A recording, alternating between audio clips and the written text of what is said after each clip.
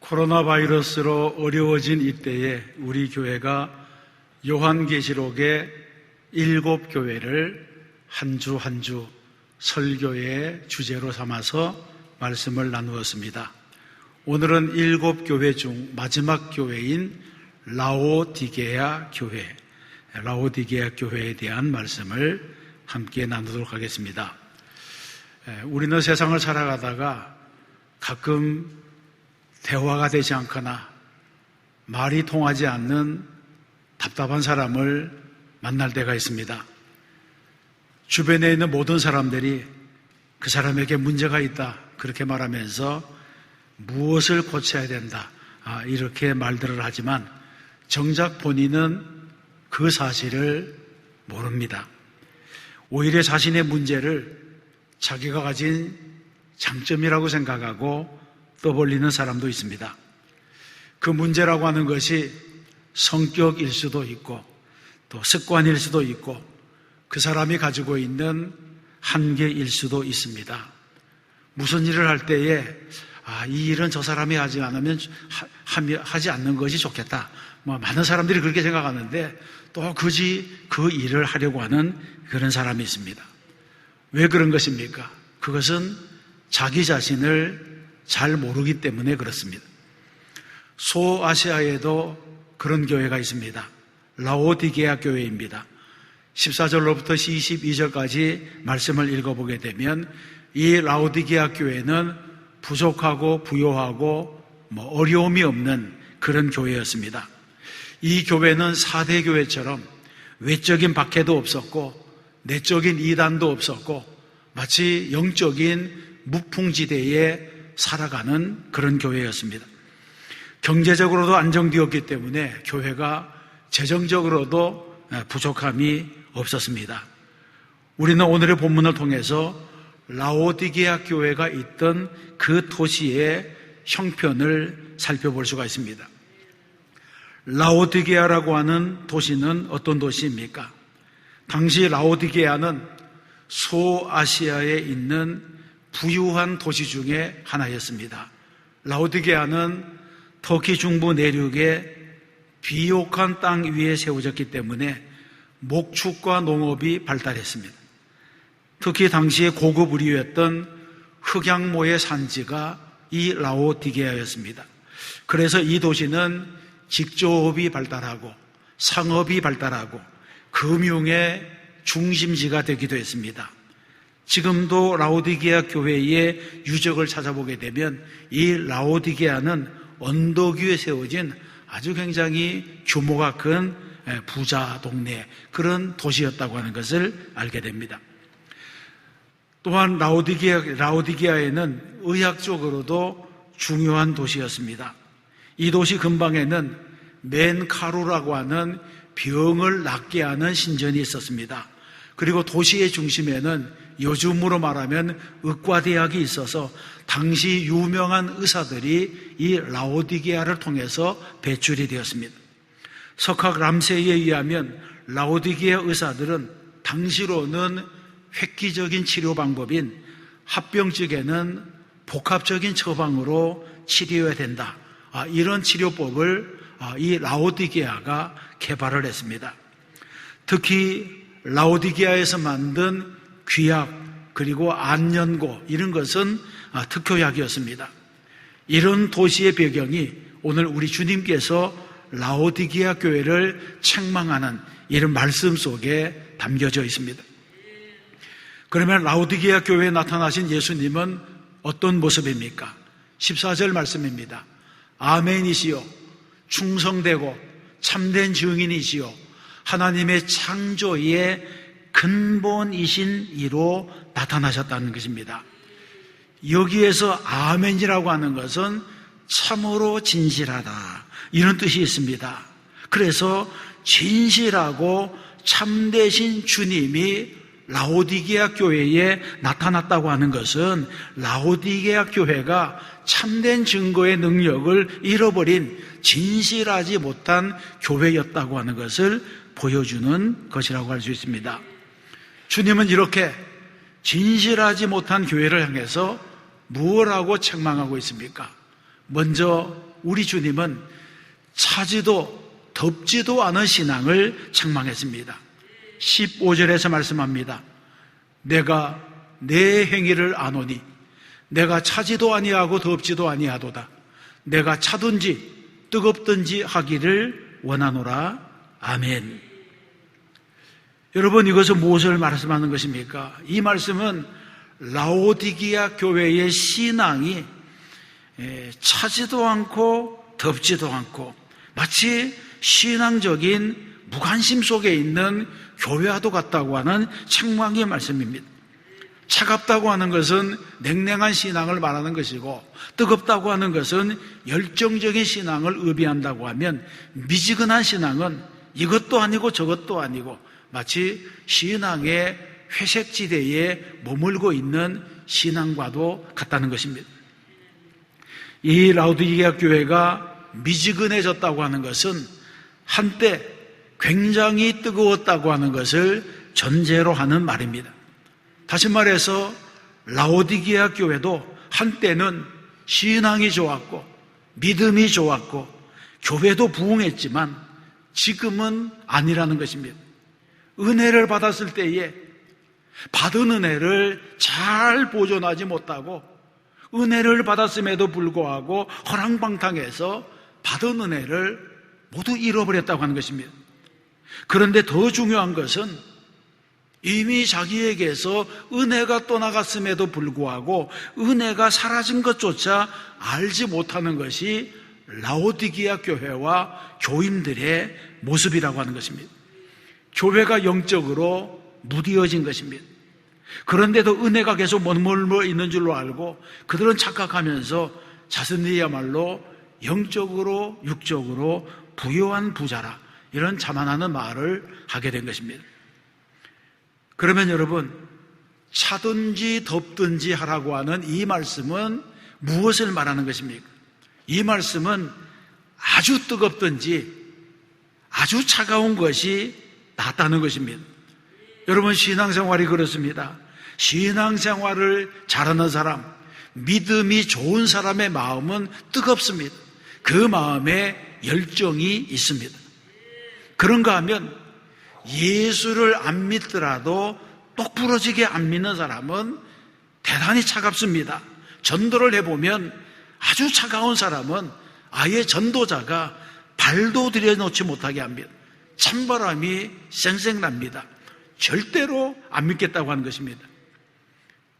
그런데 여러분, 오히려 이런 사람에게 소망이 있습니다. 이런 사람은 부러질 때 똑 부러지고, 그리고 믿게 되면 아주 열정적으로 확실하게 믿게 되는 그런 일이 있습니다. 그런데 전도하러 나가보면, 예, 가지요. 저도 곧 가려고 합니다. 애들은 벌써 다 보냈습니다. 저도 때가 되면 교회 나가겠습니다. 이렇게 말하는 사람은 마음의 문이 많이 열려 있는 것 같지만 오랫동안 전도해 보면 그렇지 않습니다. 외모만 보면 사람이 선하게 생겨서 예수를 잘 믿을 것 같은데 오히려 찔겨서 잘 부러지지도 않습니다. 차차 믿을게요, 이렇게 말하는 사람은 죽을 때까지 그렇게 말하다가 맙니다. 그래서 신앙은 뜨겁거나 차갑거나 둘 중에 하나인 것이 더 낫다는 것입니다. 사도 바울은 예수를 믿기 전에 아주 차가운 사람이었습니다. 그는 기독교를 박해하던 사람이었습니다. 얼마나 과격했든지 예수 믿는 사람을 보면 그대로 두지 않았습니다. 스데반을 돌로 쳐 죽이는 그 일에도 앞장서고, 예수 믿는 사람을 감옥에 보내는 일에도 앞장서고, 남보다 앞장서서 기독교를 박해하던 사람이었습니다. 반면에 바울의 스승이었던 교법사 가말리엘은 대단히 도량이 넓고 포용력이 있었던 사람입니다. 그는 유대교의 율법사이면서도 기독교에 대해서는 관용적이었습니다. 기독교와 유대교가 격렬하게 다투기 시작했을 때에 가말리엘이 이렇게 말합니다. 가만두어라. 기독교도 유대교와 닮은 데가 있다. 혹시 하나님께로부터 왔는지 누가 알겠느냐, 이렇게 말하면서 기독교를 변호하기도 했습니다. 가말리엘은 미지근한 사람이었고 바울은 차가운 사람이었습니다. 그런데 결국 누가 예수를 믿었습니까? 복음에 차가운 반응을 보였던 바울은 예수를 믿었지만 미지근했던 가말리엘은 끝까지 예수를 믿지 않았습니다. 오늘날 교회도 마찬가지입니다. 많은 사람들이 예수를 믿으러 교회에 나오는 것이 아니라 지친 심신을 쉬기 위하여 교회에 옵니다. 그래서 부담 없는 설교, 위로하는 설교, 치유하는 설교, 만담처럼 구수한 설교를 좋아합니다. 일주일 내내 세상에서 지치고 힘들었는데 설교까지 딱딱하게 듣기는 싫다고 하는 것입니다. 이런 사람들은 교회를 마치 재충전의 장소로 생각해서 편안하게 설교를 듣고 기분 좋게 돌아가려고 합니다. 이런 성도는 죄에 대한 책망이나 지적, 이런 것을 싫어합니다. 그러나 여러분, 십자가의 복음은 죄로부터 출발하는 것입니다. 나의 죄 때문에 예수님이 십자가에 못 박히셨습니다. 만일 우리도 예배를 통해서 죄 씻음 받고 정결함을 얻으려고 하는 이런 소원을 가지고 교회에 나오지 않는다면 주님께서 토해내신 그런 미지근한 교회가 되고 말 것입니다. 예배에는 관심이 없고 위로만 받으려고 하고 다른 사람에게 인정을 받으려고 하고 자기를 과시하는 사람, 이런 사람들로 교회가 가득 차면 그런 교회는 뜨거워질 수가 없는 것입니다. 우리 교회는 언제나 하나님 중심, 예배 중심의 교회가 되어야 할 줄로 믿습니다. 그래서 예수님은 자만심에 가득 찬 신앙을 책망했습니다. 17절 말씀입니다. 내가 말하기를 나는 부자라 부요하고 부족한 것이 없다 하나 내 곤고한 것과 가련한 것과 가난한 것과 눈먼 것과 벌거벗은 것을 알지 못하도다. 아멘. 이 말씀에는 무슨 뜻이 있습니까? 라오디게아는 물질적으로 부유한 도시였습니다. 그래서 도시 전체에 물질적인 풍요함으로부터 오는 나태함과 게으름이 있었습니다. 교회도 이런 세속적인 사람들 틈에 살다 보니까 함께 나태함에 물들게 된 것입니다. 쉽게 말해서 성도들도 물질적인 풍요가 이루어지자 이 물질적인 풍요를 영적인 축복으로 알고 교만해졌습니다. 그래서 우리 주님께서는 내가 부자라고는 하지만 실상은 곤고하고 가련하고 또 가난하고 영적으로 눈벌고 벌거벗었다, 이렇게 경고하고 있습니다. 이것은 마치 복음서에 나타나고 있는 어리석은 부자의 비유와 흡사합니다. 어떤 부자가 풍년이 오자 창고를 크게 짓고 거기에 곡식을 가득히 쌓아놓고 이렇게 말했습니다. 내 영혼아, 내가 여러 해 먹고 쓸 물건을 창고에 쌓아두었으니 평안히 쉬고 먹고 마시고 즐기자, 그렇게 말합니다. 이 부자는 세상의 모든 문제가 물질로 해결될 수 있다, 물질만 있으면 만사가 잘 된다고 하는 이런 생각을 가진 어리석은 사람이었습니다. 그때 하나님께서 물었습니다. 어리석은 자여, 오늘 밤에 내 영혼을 도로 찾으리니 그러면 내 준비한 것이 누구의 것이 되겠느냐, 그렇게 말씀합니다.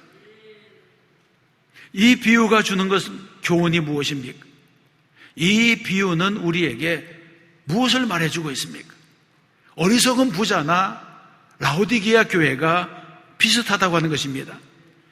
물질적인 성공을 영적인 성공으로, 물질적인 풍요를 영적인 풍요로 착각했습니다. 그래서 이들은 세상에서 성공하고 잘된 것은 하나님이 내게 주신 영적인 축복의 결과로 알았습니다. 그래서 실제로 자신들이 영적으로 벌거벗었고 부끄러운 몸이 되었다고 하는 그 사실을 몰랐습니다. 비록 호사스러운 옷을 입고 있을지 몰라도 그 옷은 하나님 앞에서는 누더기와 같이 더러워진 옷이고, 육체적으로는 부족함이 없는 것 같지만 영적으로는 이미 죽은 자와 같이 되었다고 하는 것입니다. 이것이 바로 라오디게아 교회와 그 교회의 성도들의 문제였던 것입니다. 여러분, 오늘날도 마찬가지입니다. 사람들은 단순히 잘 먹고 잘 입고 잘 살면 그것이 행복이고 그것이 축복인 줄로 압니다. 그래서 물질적인 기준으로 사람의 성공과 실패를 판단하고 저 사람이 하나님의 축복을 받았는지 안 받았는지를 판단합니다. 그러나 세상이 보는 기준과 하나님께서 보시는 기준이 다릅니다. 단순히 물질적인 풍요를 누리는 것, 남보다 앞서가는 것, 전혀 실패를 모르고 살아가는 것, 그것이 진정한 성공이 아닐 수 있다고 하는 것을 말해주고 있는 것입니다. 오히려 세상의 삶에서 실패하고 좌절하고 남들보다 돌아가기도 하고 더디게 진행하는 것 같을지라도 하나님과 더불어 화평을 누리고 내적인 자유를 누리며 영적인 충만함 속에 미래에 대한 소망을 가지고 살아가는 사람이 있다면 이런 사람이야말로 진정으로 성공한 사람이 될 것이고 축복이 있는 사람이 되는 것입니다. 라오디게아 교회의 한계가 무엇이겠습니까? 주경과 바클레이는 이 라오디게아 교회를 향해서 칭찬이라고는 단 한 가지도 해줄 것이 없는 교회라고 말했습니다. 또 많은 성경학자들이 라오디게아 교회는 현대교회의 그림자라고 말하기도 합니다. 너무나 풍족하고 모자람이 없어서 교만해지고 나태해졌다고 하는 것입니다. 그래서 겉으로 보기에는 부족함이 없지만 예수님께서 보시기에는 교회에 꼭 필요한 그리스도의 영이 떠나간 교회가 되었다고 하는 것입니다. 그래서 영적으로 벌거벗었고 눈이 멀었고 돈은 벌었지만 금보다도 귀한 믿음은 다 잃어버렸다고 말씀하고 있습니다. 주님은 이런 교회에 나타나셔서 책망과 동시에 권면의 말씀을 주셨습니다. 비록 말씀에서 멀어지고 주님의 눈밖에 난 자들이지만 내가 열심을 내라, 회개하라 이렇게 말씀하시면서 그럼에도 불구하고 돌이킬 수 있는 길을 그들에게 열어주신 것입니다. 우리 주님은 세 가지로 라오디게아 교회에 권면의 말씀을 주셨습니다. 첫 번째는 불로 연단한 그물사라는 것입니다. 18절에 보게 되면 내가 너를 권하노니 내게서 불로 연단한 금을 사서 부요하게 하고 흰옷을 사서 벌거벗은 수치를 보이지 않게 하고 안약을 사서 눈에 발라 보게 하라. 아멘. 여러분, 이 말씀은 교만해져서 부족한 것이 없다고 자만하는 사람들에게 진정 가련하고 곤고한 모습이 무엇인지를 알게 해주시면서 해결 방법을 제시해 주시는 말씀입니다. 이 말씀을 살펴보면 먼저 불로 연단한 금을 사서 부요하게 하라고 했습니다. 여기서 말하는 불로 연단한 금은 순금을 의미합니다. 그러므로 불로 연단한 금을 사라고 하는 것은 순금과도 같은 믿음을 가지라고 하는 권면의 말씀입니다. 라오디게아 교회는 물질적인 부요 때문에 교만해졌습니다. 그러나 예수님은 참된 부요는 물질적인 부요에 있는 것이 아니라고 하는 것을 깨우쳐주고 계시는 것입니다. 여러분, 이 세상의 일은 물질로만 되는 일도 많습니다. 돈만 있으면 많은 일을 할 수가 있습니다. 그러나 하나님의 일은 돈만으로는 안 됩니다. 인생의 행복도 돈만으로는 안 되는 것입니다. 그래서 주님은 물질적인 축복에 도취되어서 영적인 삶을 돌아보지 아니하는 라오디게아 교회 사람들에게 내게로 와서 금보다 귀한 믿음을 사서 부유하게 되라고 말씀하는 것입니다. 그리고는 흰 옷을 사서 입어 벌거벗은 수치를 보이지 않게 하라고 하셨습니다. 당시 라오디게아에서는 가장 좋은 의류였던 흑양모가 나왔습니다. 그래서 이들의 옷은 사치스러웠고 부족한 것이 없었습니다. 그런데 주님은 그들에게 너희들이 실상은 벌거벗었다 이렇게 말씀하시면서 주님께 와서 흰옷을 사서 입으라 이렇게 말씀하시는 것입니다. 흰옷은 무엇을 의미합니까? 흰옷은 예수님의 보혈로 정결하게 씻어진 사람이 입는 옷입니다. 구원받은 성도들이 입는 옷입니다. 요한계시록 7장 14절에서 말씀합니다. 어린 양의 피에 그 옷을 씻어 희게 하였느니라. 아멘. 그러므로 성도들은 세상이 주는 옷을 벗어버리고 주님이 주신 옷, 예수님의 보혈로 깨끗이 씻어진 흰 옷을 입는 사람들이 되어야 하는 것입니다.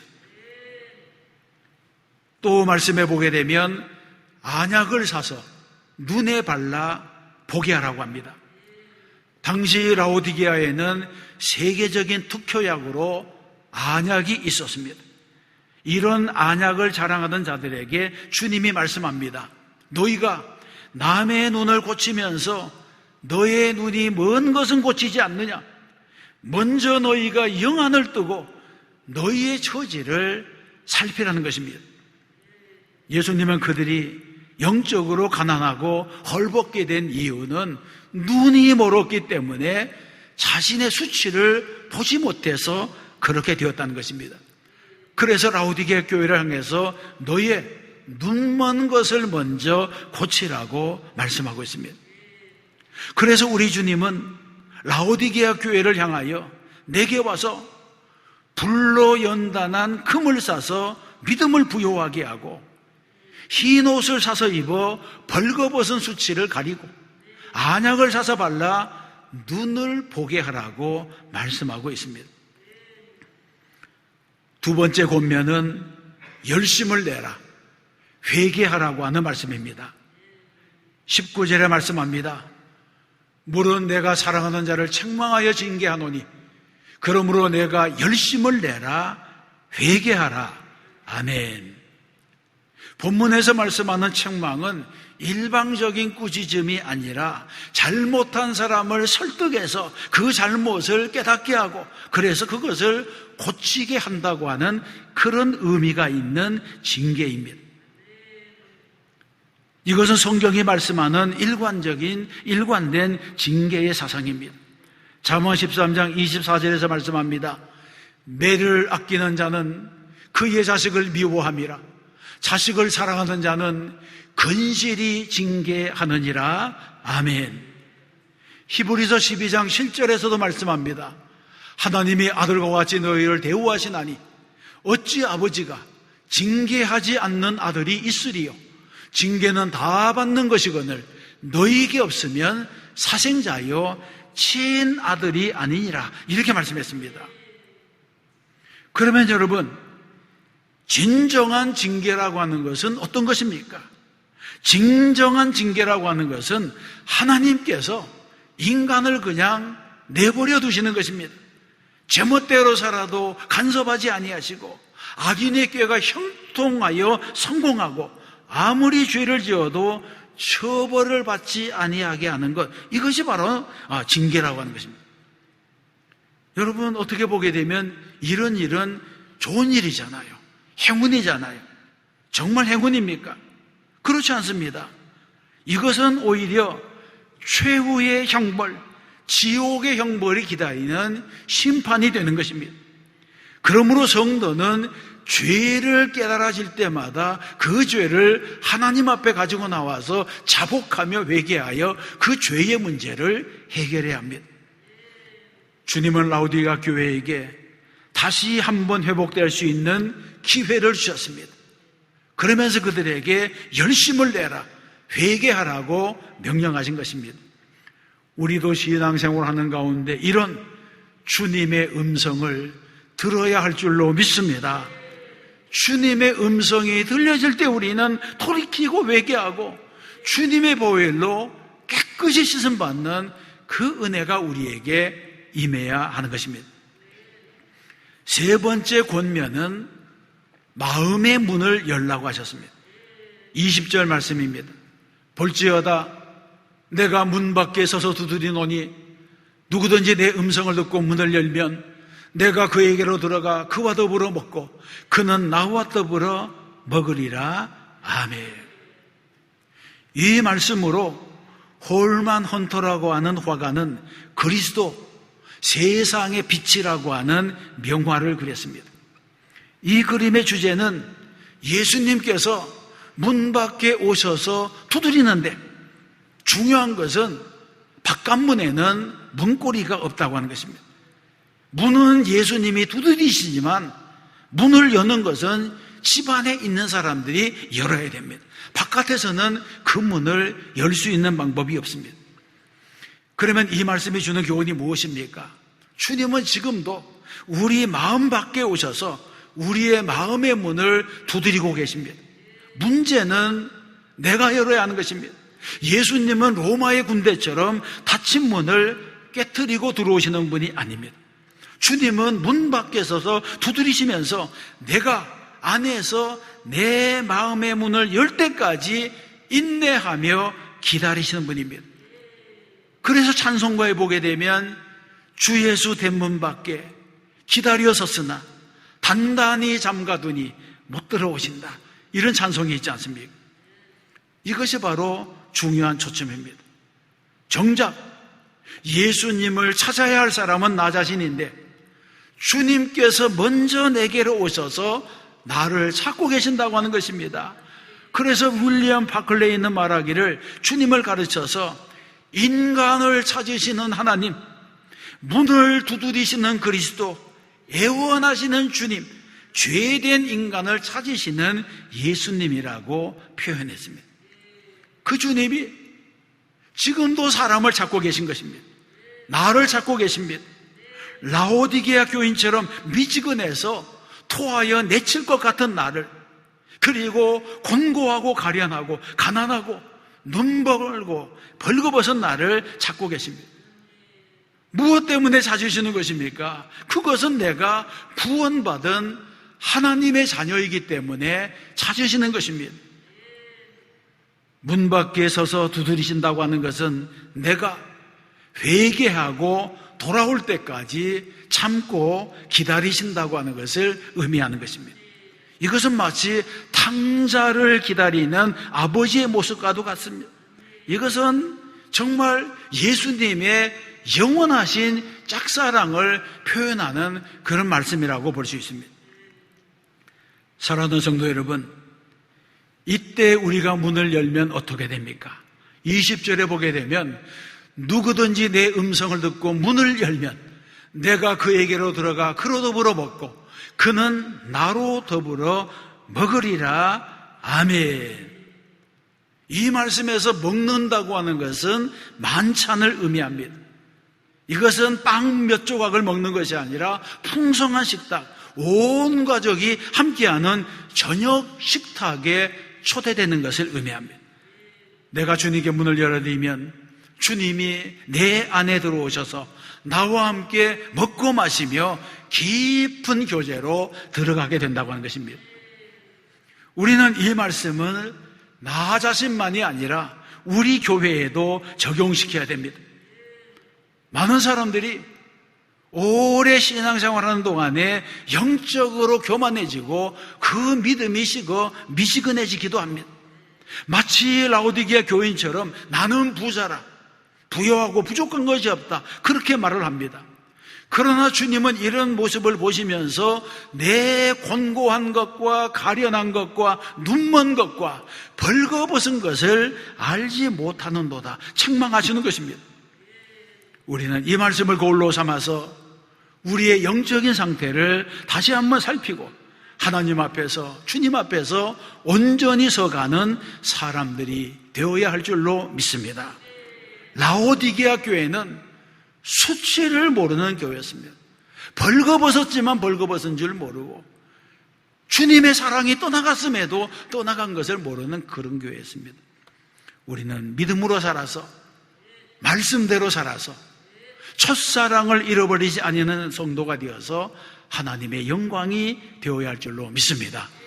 또 한 주간 믿음으로 살아 승리하는 저와 여러분 되시기를 주님의 이름으로 축원합니다.